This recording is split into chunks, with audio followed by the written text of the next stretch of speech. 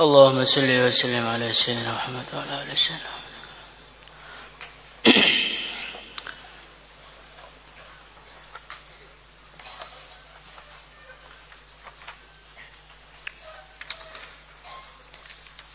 Seratus satu hadis 375.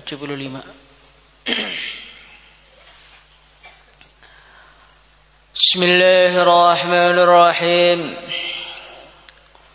Wa an Anas radhiyallahu anhu 'anil Nabi sallallahu alaihi wasallam qala: Thalathun, tiga perkara. Man barang siapa kunna yang tiga perkara tersebut ada fihi di dalam dirinya, wajada maka dia menemukan bihinna dengan tiga perkara tersebut halawatal imani, manisnya iman. Jadi ada oleh baginda Nabi Muhammad sallallahu alaihi wasallam dijelaskan thalathun man kunna fihi wajada bihinna halawatal iman. Ada tiga perkara, kalau perkara tersebut wujud di dalam diri seseorang, maka dia akan menemukan manisnya iman. Jadi iman ini lahu ta'mun wa lahu ladzatun wa lahu halawah. Iman ini adalah satu perkara yang ada rasanya. Satu perkara yang ada nikmatnya. Satu perkara yang ada kelezatannya, satu perkara yang ada manisnya. Kalau seorang manusia dia ini telah berhasil merasakan manisnya iman, maka dia tidak akan tertarik dengan kelezatan-kelezatan selain iman. Maka jangan heran kalau melihat para sahabat radhiyallahu anhum. Mereka ini adalah manusia-manusia yang tidak doyan dengan dunia.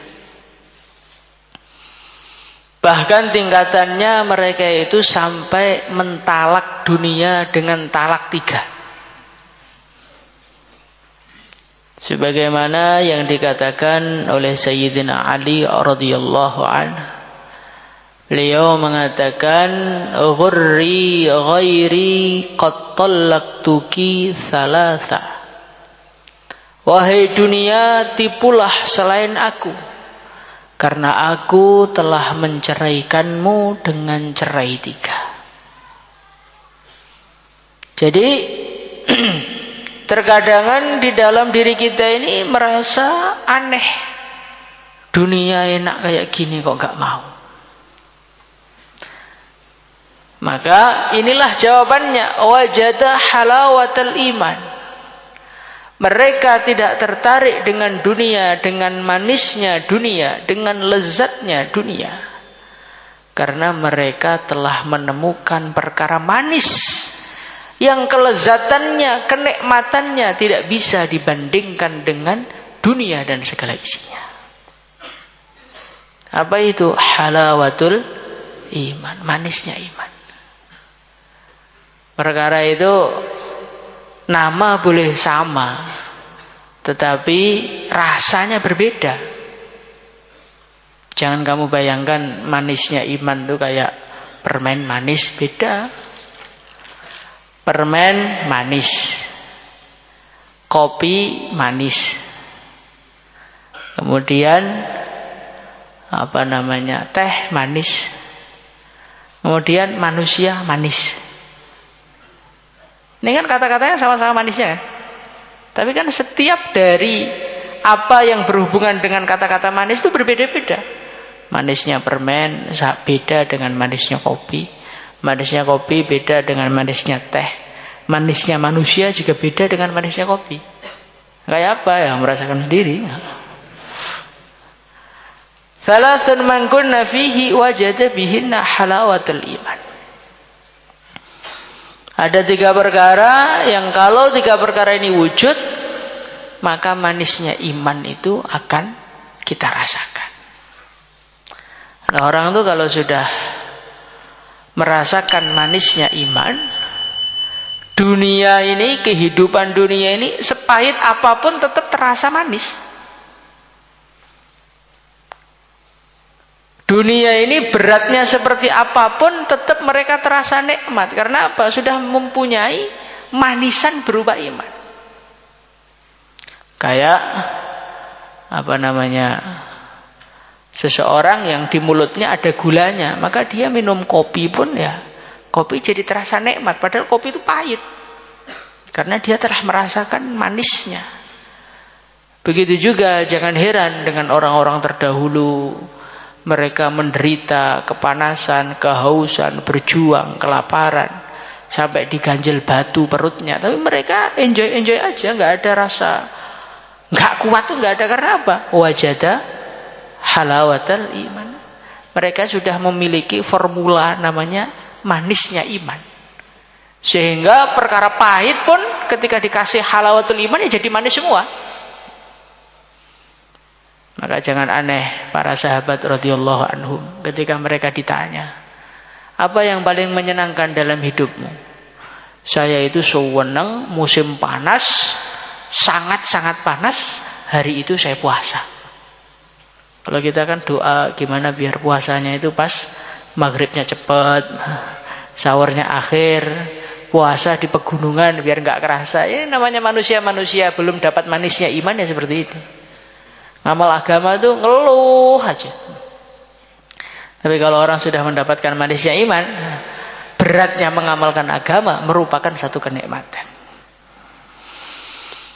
Apa 3 perkara itu? Ayyakunallahu wa rasuluhu ahabba ilaihi mimma siwahuma. Ayyakunallah, adanya Allah wa rasuluhu dan utusannya Allah, ahabba, lebih menyenangkan kepada dia, lebih ia cintai, ahabba, lebih menyenangkan, ilaihi, kepada dia, mimma, dari apa, siwahuma, yang selain Allah dan Rasulnya.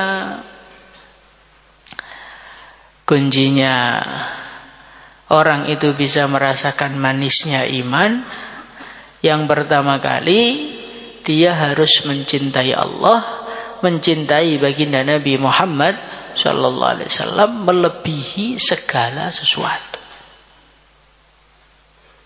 Maka baru satu aja kita langsung tahu masalah kita ternyata di sini. Kita ini sudah beriman, sudah sholat, tapi kok rasanya hambar, wiritan hambar. Akhirnya ayat khirzian tidur, dijaulai, disemprot, tidur lagi.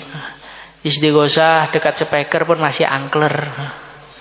Kok kayak nggak ada nikmatnya belas toh ngamalkan agama. Ternyata masalahnya ini, ayyakunallahu wa rasuluhu ahabba ilaihi mimma siwahuma. Di dalam hati kita ini Allah itu belum menjadi yang paling kita cintai. Ya kita cinta sama Allah. Orang tuh kalau nggak ada cinta sama Allah ya nggak bisa iman sama Allah. Tapi Allah itu tidak menjadi yang paling menyenangkan. Ada anak, ada istri, ada hobi, ada kenikmatan-kenikmatan dunia, yang kenikmatan-kenikmatan itu kita kedepankan melebihi Allah. Buktinya kita sering meninggalkan perintah Allah demi memenuhi kebutuhan-kebutuhan kenikmatan dunia kita. Izin Pak, nggak ngajar, kenapa? Pengen healing, jalan-jalan. Ini berarti jalan-jalan itu lebih menyenangkan kepada dia daripada Allah. Nah, ketika di dalam hati kita ini Allah bukan yang satu-satunya, bukan yang nomor satu, maka rasa manisnya iman hanya akan menjadi impian. Maka kita ini belajar bagaimana Allah dan Rasulnya ini adalah zat yang paling kita cintai melebihi segalanya. Insyaallah ya. Ya bagaimana supaya kita ini bisa mencintai Allah dan Rasulnya melebihi segalanya? Banyak kalau kita baca di dalam kitabnya Al-Imam Al-Ghazali rahimahullahu ta'ala dalam kitab Ihya, Asbabul Hubbi, sebab-sebabnya cinta itu banyak. Di antara sebabnya cinta adalah ihsanuhu ilaik, karena kita ini dibaiki sama orang lain. Kita ini seneng sama orang tuh di antara sebabnya karena dibaiki sama orang lain. Tiap hari belikan panggang, tiap hari belikan mie ayam, tiap hari diajak ke koperasi. Maka walaupun orangnya bagaimanapun ya, lama-lama akan rada rasa cinta kepada dia. Itu sudah wataknya manusia begitu. Al-insan Abdul Ihsan. Manusia ini adalah hambanya diikram, hambanya dibaiki sama orang.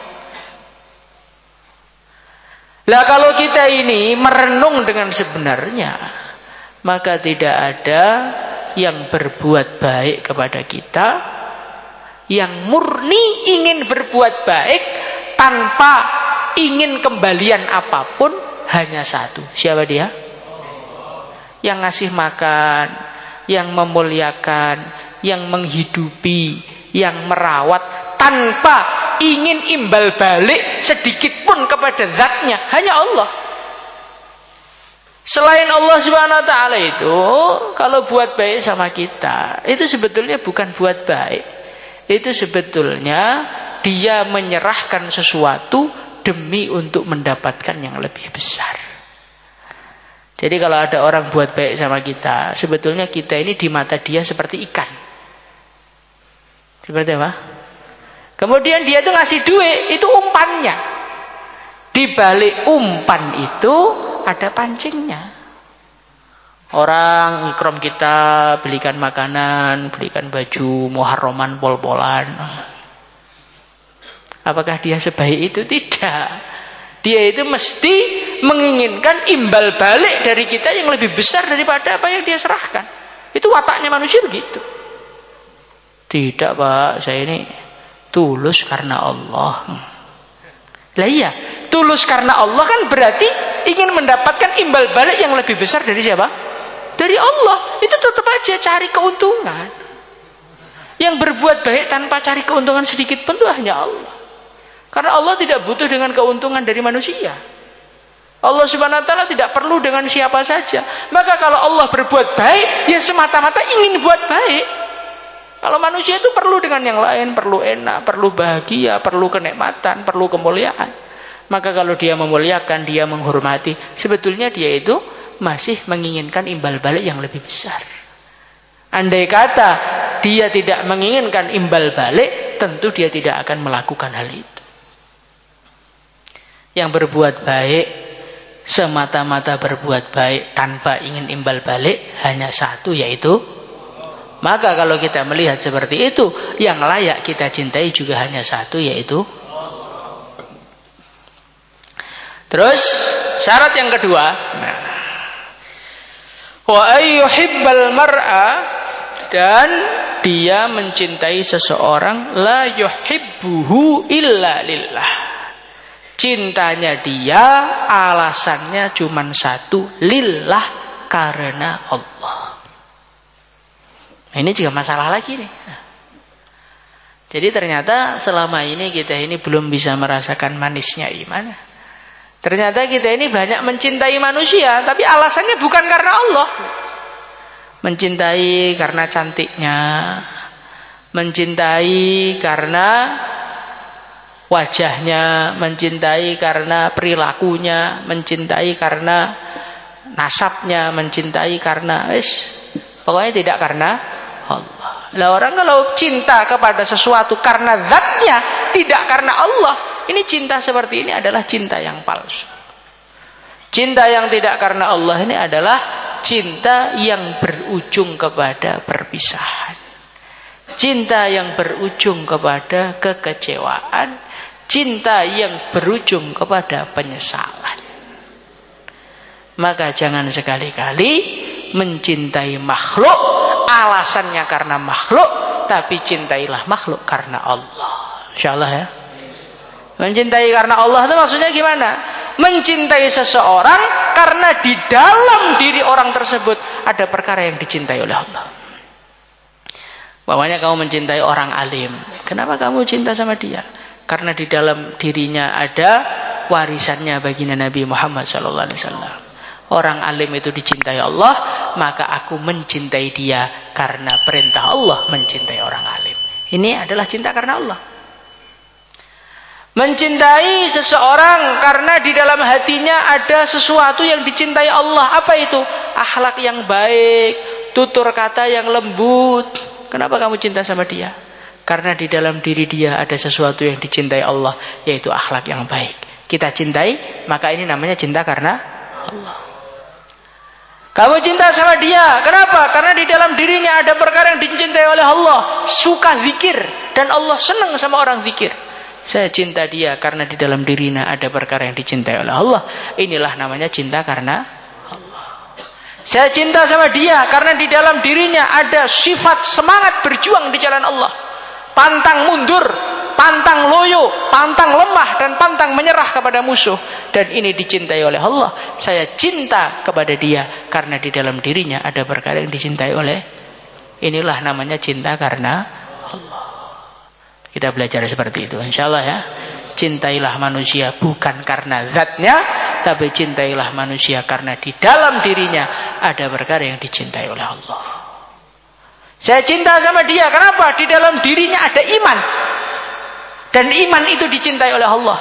Maka setiap siapapun dari negeri manapun, mukanya bentuknya bagaimanapun, akhlaknya sejelek apapun, ada iman di dalam hatinya. Iman kepada Nabi, iman kepada Rasul, iman kepada hari akhir, iman kepada qada qadar, iman kepada Allah, malaikat dan Rasulnya. Bismillah, ini adalah orang yang dicintai Allah. Saya pun cinta kepada dia karena Allah.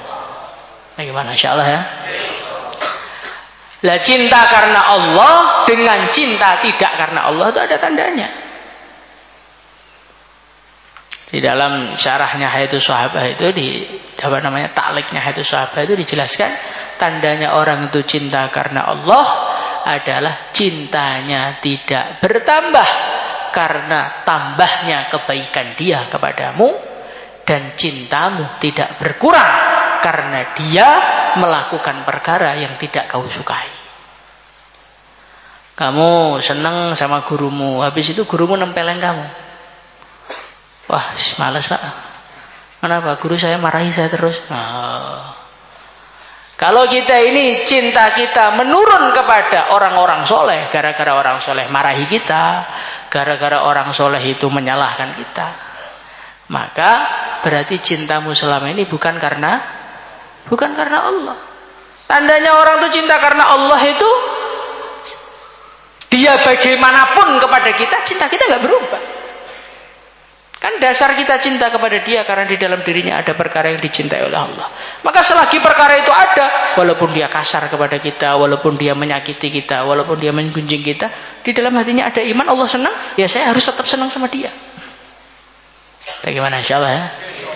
Nah ini berat ini, karena kita ini biasanya cintanya naik turun ya, tergantung perlakuan orang tersebut kepada kita. Kalau di ikram, ya Masya Allah, dipuji-puji gak karu-karuan. Seorang itu luar biasa, nggak ada santri yang lebih baik sama dia, itu nggak ada. Nanti habis itu duitnya habis, mikromnya istirahat, kita lapar, bunyi itu mulutnya, orang itu nggak beres. Nggak beres, apa ikrom ada maunya. Nah ini berarti cinta kita ini karena dia, bukan karena Allah. Cinta karena Allah itu cinta yang nggak berubah. Mau dia bagaimanapun, asalkan di dalam dirinya masih ada yang dicintai Allah, kita tetap cinta karena Allah. Insyaallah. Wa ayyakraha ayyauda fil kufri, wa ayyakraha, dan dia benci ayyauda untuk kembali fil kufri, di dalam kekufuran, ba'da an anqadhahu Allahu minhu, setelah Allah menyelamatkan dia minhu, dari kekufuran. Kama yakrahu, sebagaimana dia tidak mau, dia benci ayyukdhafa, untuk dilemparkan finnari, di dalam api. Kemudian syarat yang ketiga, orang tuh kalau pengen merasakan manisnya iman, dia harus benci kembali kepada kekufuran. Loh, kenapa Pak kok disyaratkan benci kembali kepada kekufuran? Karena orang itu tidak akan benci untuk kembali kepada kekufuran, tidak akan mau kembali kepada kekufuran, kecuali kalau dia itu tahu harganya iman. Orang yang bisa benci dan gak mau kembali kepada kekufuran, ini hanyalah manusia-manusia yang tahu harganya iman. Kayak orang, ya kan, dia ini punya berlian dan dia tahu nilainya berlian itu, maka orang mau menukar berlian itu dengan uang 10 juta, nggak mau. 20 juta, nggak mau. 1 miliar, nggak mau. 2 miliar, nggak mau. 1 triliun, nggak mau. Nggak, Pak. Ini berlian saya ini berharga banget, maka Bapak mau nukar dengan apapun, saya nggak mau.